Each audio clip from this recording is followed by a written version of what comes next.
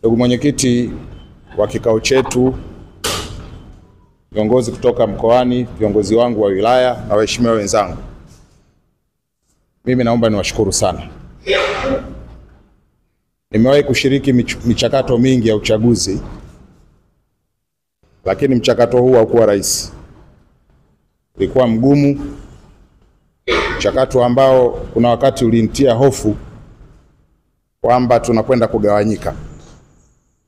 Kupitia ushindi huu, kupitia matokeo haya, naomba sote tutoke hapa tukiwa na kauli moja kwamba kilichoshinda ni Chama cha Mapinduzi.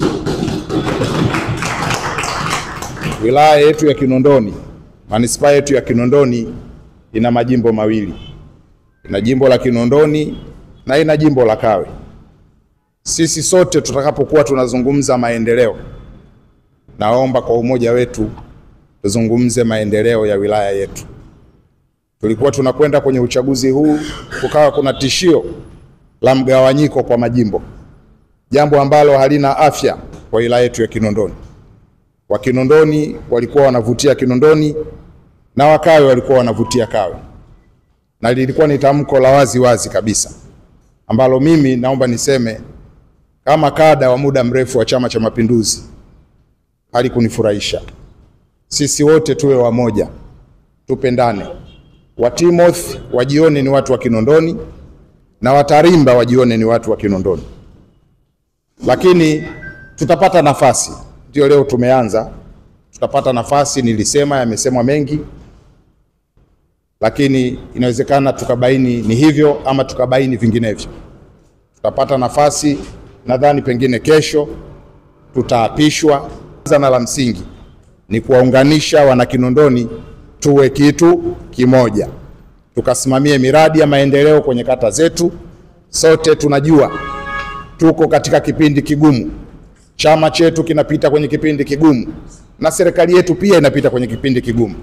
Tuna dhima ya kutekeleza miradi ya maendeleo kwenye kata zetu. Tuna dhima ya kuibua miradi ya maendeleo kwenye mitaa yetu. Hatutafanikiwa kama sisi tutakuwa na umoja. Fedha zikija, tunapokubaliana tukatekeleze hili, basi tutekeleze kwa utashi na tusiwe na migogoro miongoni mwetu. Mimi naomba niwaambie, nitawaunganisha tuwe kitu kimoja, nitawashirikisha katika miradi mbalimbali, tutajadili pamoja kwenye baraza, lakini tutaanza kuchakata pamoja kupitia kamati zetu za kudumu ambazo tutakapoapishwa tutaziunda rasmi. Basi mimi niwashukuru. Mungu wa imani aendelee kuwatunza, Mungu wa imani aendelee kuwalinda, na tuwe na mapenzi miongoni mwetu. Asanteni sana. Asante Usaini.